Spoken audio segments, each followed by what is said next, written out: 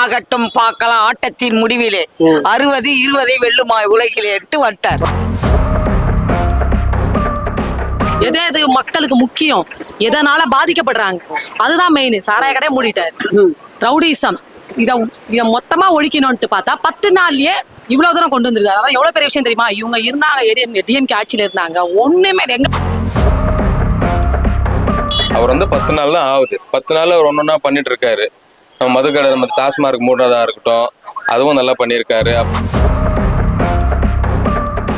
ஒருத்த முன்னேறானாக்கா 4 படி மேலே போனா நல்லவனை விட மாட்டாங்க. பாடுபட்டு பேரே சேர்த்தா பல கதைகள் சொல்லுவாங்க. யார சொல்லி என்ன சொல்ல, நானும் இப்போ நல்லா இருக்கேன்னு இருப்பாரு.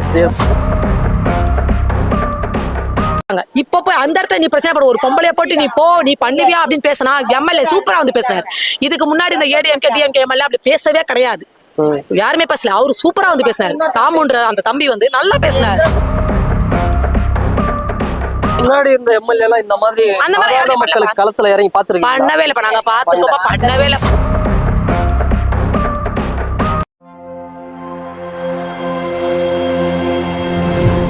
விஜய் முதலமைச்சர் நாற்காலியில வந்து உட்காந்து 10-12 நாள் ஆகுது. இதுல அவருடைய செயல்பாடு எப்படி இருக்கு? செயல்பாடு பொறுமையா தான்ப்பா பண்ண முடியும். சந்தோஷம் பாயலாம், சூரன சந்தோஷம், அருமையான சந்தோஷம். ஆமா, ரொம்ப கஷ்டப்பட்டேன், ரொம்ப அழுத. 4 வாட்டி ஆளுநர் மாளிகைக்கு போய் வந்ததுல ரொம்ப நான் அழுத.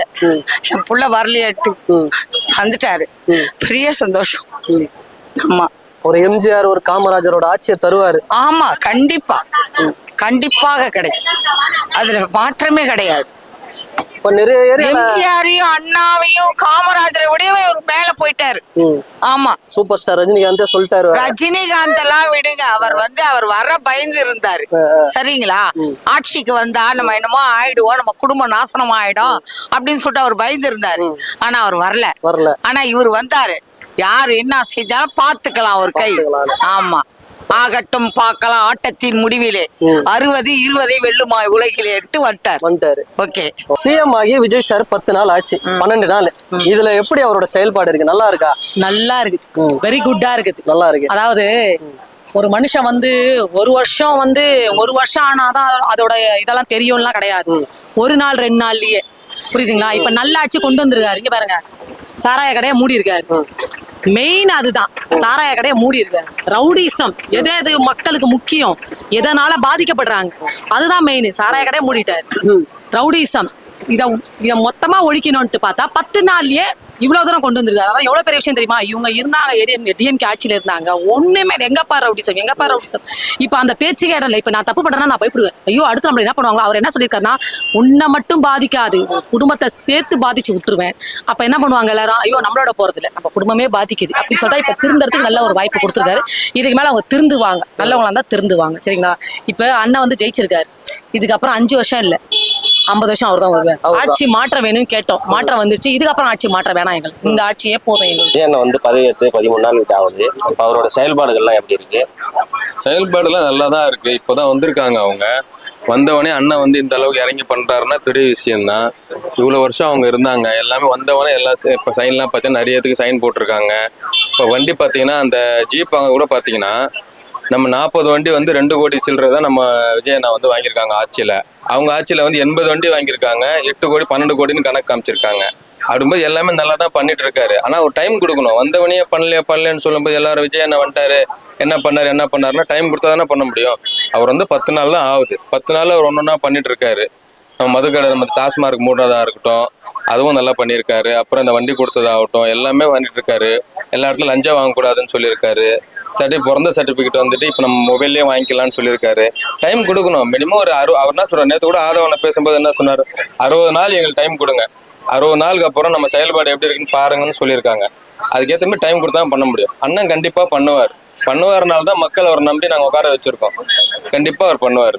இந்த ஒரு வாரத்துல நிறைய இடத்துல என்ன சொல்றாங்கன்னா கரண்ட் போகுது, நைட்ல தூங்க முடியல அப்படின்லாம் சொல்றாங்க. அந்த மின்வெட்டு ஏமாத்திரவன் எதை வேணாலும் சொல்லுவான்ப்பா. அது ராயபுரம் தொகுதியிலே சொல்றாங்க. எல்லா தொகுதியிலும் சொல்லுவான்ப்பா. ஒருத்தனை அழிக்கணும்னா எதை வேணாலும் சொல்லுவானுங்கதாப்பா. நம்மளாம் அதெல்லாம் கேட்டுக்க முடியாது. நிம்மதியா தான் தூங்குறோம். பிரச்சனை இல்ல, ஒண்ணும் பிரச்சனை இல்ல. நாங்கெல்லாம் காட வழக்குல வாழ்ந்தவங்க. சரிங்களா? அப்ப சும்மா அவதூறு பரப்பின்றது. அவதூறு பரப்பின்னு இருக்காங்க. எதை வேணாலும் பரப்புவாங்க. கேட்டுக்க வேண்டியதான். சரி சரின்ட்டு ஒருத்த முன்னேறானாக்கா 4 படி மேலே போனா நல்லவனை விட மாட்டாங்க, பாடுபட்டு பேரே சேர்த்தா பல கதைகள் சொல்லுவாங்க. யார சொல்லி என்ன சொல்ல, நானும் இப்போ நல்லா இருக்கேன்னு இருப்பாரு. ஆமா. வட சென்னையில வந்து மெயின் பிரச்சனையா இந்த மின்வெட்டு பத்தி தான் நிறைய பிரச்சனை போயிட்டு இருக்கு. அதை பத்தி இல்லை சார், மின்வெட்டுன்றது இப்போ இல்லை சார். நான் வந்து திருவள்ளூர் தொகுதியில் இருக்கேன். என் திருவள்ளூர் தொகுதியில் வந்து மின்வெட்டு போயிட்டு தான் இருந்துச்சு. இப்போ 12 நாளாக மட்டும்தான் கரண்ட் போகிற மாதிரிலாம் கிடையாது. எப்போவுமே போயிட்டு தான் இருக்கும். போயிட்டு வரும், நைட்டில் போவோம். இப்போ ஏன் அதிகமாகுதுன்னா, இப்போ நிறைய உங்களுக்கு பெட்ரோலு டீசல்லாம் தட்டுப்பாடு இருக்குது, எல்லாமே இருக்குது. அது ஒரு மெயின் காரணம் இருக்கும். அந்த காரணம்லாம் சரியாகுது. மற்றபடி இது வந்து டிவிக்கு ஆட்சி வந்தவொடனே தான் கரண்ட் போகுது அப்பெல்லாம்ன்றதே கிடையாது. அதுக்கு முன்னாடியே அடிக்கடி கரண்ட் போயிட்டு தான் இருந்துச்சு. எங்கள் ஏரியா டெய்லி நைட்டில் கரண்ட் போனால் 1 மணி 2 மணிக்கு தான் வரும். இப்போ புதுசாக போகிற மாரி இவங்க வந்து எல்லாமே ப்ளேம் போடுவாங்க. எல்லாமே இவங்க மேலே தான். டிவிக்கு வந்தாலும் கரண்ட் போச்சு, இவங்களுக்கு வந்து எதனா ஒன்று சொல்லணும். டிவிக்கு மேலே வந்து 10 நாளில் ஆச்சா பாருங்க, இது ஆயிடுச்சா அது ஆயிடுச்சான்னு சொல்லணும். மற்றபடிலாம் ஒன்றும் கூடாது. அதெல்லாம் வந்து நார்மல் தான். அது எல்லாமே ஈஸியாக கிளியர் பண்ணிடுவாங்க. எதிர்கட்சியா நாங்க உட்காந்துட்டோம், நாங்க கேள்வி கேட்போம், நீங்க செய்யணும். நீங்க என்ன செஞ்சு கிழிச்சிட்டீங்க? ஃபர்ஸ்ட் நீங்க என்ன செஞ்சீங்க? இது வரைக்கும் ஒண்ணுமே செய்யல. உங்க ஆட்சியில வந்து ஓட்டு போடணும்னு முக்கியமா யாரா வந்தாங்களா? ஐயோ ஓட்டு போட நான் போறேன்னு. இப்ப எல்லாருமே ஓட்டு போட போகணும்னு லாஸ்ட் மந்த் தான் இப்ப ஓட்டு. இன்னைக்கு கரெக்டா 23 போன 23 ஓட்டு போட போகணும். நான் ஊர்ல இருந்து வந்த கிளம்பி ஐயோ அண்ணனுக்கு போய் ஓட்டு போடணும்னு சொல்லிட்டு இந்த போன முறைலாம் அப்படி வரவே இல்லை. ஓட்டே போட வேணாம், யாரா ஜெயிச்சுன்னு போறாங்க, நம்ம கஷ்டப்பட்டாதான் நம்மளுக்கு. இப்ப அப்படி கிடையாது. நான் கஷ்டப்பட்டதான் எனக்கு. ஆனா வந்து எந்த பிரச்சனையும் இல்லாம இருக்கிறோம்ல. இப்போ என்ன சொல்லுவாங்கன்னா, நம்ம கஷ்டப்பட்டாதான் நம்மளுக்கு சாப்பாடு, யார் ஜெயிச்சா நம்மளுக்கு என்ன போகுது. அது உண்மைதான். நம்ம அந்த கஷ்டப்படும் போதே நமக்கு ஒரு நிம்மதி கிடைக்குது. பாத்தீங்களா? ஒரு ரவுடி சைட்ல இது இல்ல அது இல்லப்பா, நிம்மதியா உட்காடுறோம். இந்த இடத்துல நான் உட்காரும் போது ஒரு ரவுடிசம் இல்ல, ஒரு குடிகார வந்து சண்டை போடணும், அந்த ஒரு இதுவே கிடையாது. நான் நிம்மதியா உட்காந்து நான் நல்லா வியாபாரம் பண்ணிட்டு போறேன். இதுதான் நாங்க எதிர்பார்த்தோம். சரிங்களா? இதுதான் நாங்க எதிர்பார்க்கிறோம். நான் ஒரு 11 மணிக்கு நான் போவேன். நான் தைரியமா போவேன். ரோட்ல போகும்போது முதல்ல நான் பயந்து தான் போவேன். ஐயோ நம்ம போறமே, எவன் வருவானோ, குருஷி அவன் வந்து நிப்பானோ அந்த இடத்துல, ஐயோ எவன் ரவுடி பையன் வருவானோ, அந்த பயமே இப்ப எங்களுக்கு கிடையாது. போறேன், நான் நிம்மதியா போறேன். இதுதான் தேவை மக்களுக்கு. என்னன்னா 6 மாசம் தான் தாங்க இந்த ஆட்சி, அதுக்கு மேல அவள் தான் கலைஞ்சிரும். யார் சொன்னா? நினைப்பு அவர் பொழப்ப கெடுக்கும். அவர் வீட்டுல உட்கார்ந்து இருக்காருல்ல, அதனால வந்து எதனா சொல்லிட்டு இருக்க வேண்டியதான். மனம் போட. ஆமா, அவர் கம்பெனிக்கு ஆள் தேர்றாரு, யாரும் கிடைக்கல. இப்போ குளத்தூர் தொகுதியில தோத்தாருல்ல, இப்ப திருச்சி தொகுதியில அவங்க நிக்க வைக்கிறாங்க. டபுளா இவர் வராரு அவர் வராரு பாத்துக்கலாம். அம்மா உணவகம் வந்து 640 அம்மா உணவகத்தை புதுப்பிக்கணும், இன்னும் நல்லா பண்ணணும்னு நல்ல விஷயம் கொண்டு வந்திருக்காரு அவரு. நல்ல சுத்தம் இல்ல.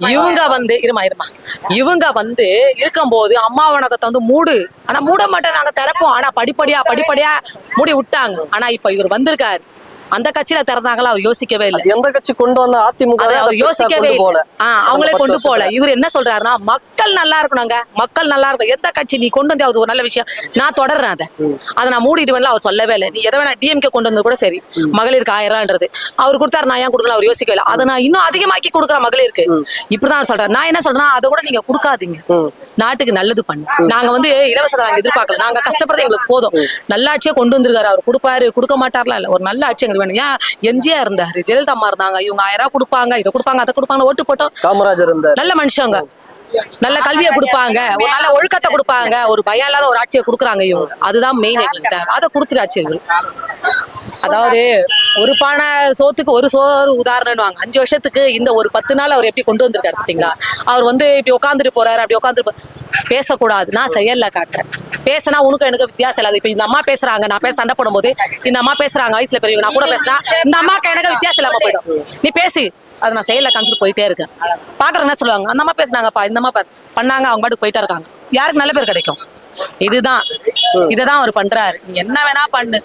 தாமன் வந்து இங்க எம்எல்ஏவா இருக்கிறாரு, அவர் வந்து இன்ஸ்பெக்டரே மிரட்டிட்டாரு, அவர் மேல அவதூறு பரப்புறாங்க. அது எப்படி ஒரு கெட்டதை செய்யணும்தான் மிரட்ட முடியும்? ஒரு கல்யாண வீட்டுல போய் ஒரு பொம்மனை போட்டு அடிச்சா விடுவாங்களா யாருன்னா?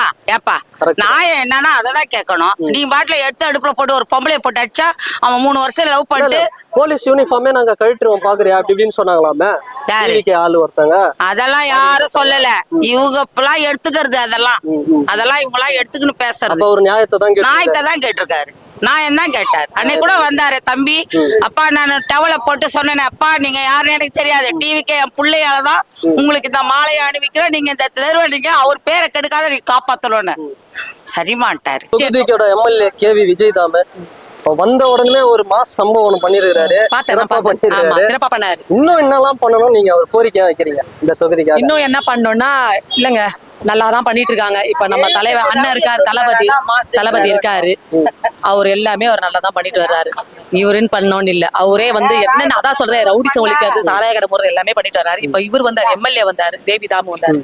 எடுத்தோன்னே என்ன பண்ணாரு, இப்போ ஒரு அதான் அந்த லவ் பண்ணுச்சு அந்த பொண்ணு, 8 வருஷமா லவ் பண்ணேன், இவனுக்காக நான் கன்வென்ட் ஆனேன், முஸ்லீம்ல நான் கன்வென்ட்டே ஆச்சு, அந்த பொண்ணு இந்துவும் முஸ்லீம்ல கன்வென்ட் ஆன இவனுக்காக நான் எவ்வளவு காசு அவன் என்ன ஏமாத்தி வாங்க, நான் இன்னைக்கு என்ன ஏமாத்தி கல்யாணம் பண்றான் அப்படின்னும் போது அந்த எண்ணம் என்ன பண்ண தெரியுமா, அவர் ஏற்கனவே அராஜகம் பிடிச்சவர். இங்க எங்களுக்கு ரோடு கடையில ஒரு பிரச்சனை வந்தது 4 மாசத்துக்கு முன்னாடி. அப்பவே வந்து ஒரு இஸ்லாமியர் வந்து கேள்வி கேட்டாரு, இந்த மாதிரி ரோடு கடையிலேயே இவ்வளவு அராஜகம் பண்றாரு, அவரை போட்டு அடிச்சு நீ என்ன பண்ணுவ, நீ அவனை போட்டு அடிப்பியான்னு கேட்டாரு.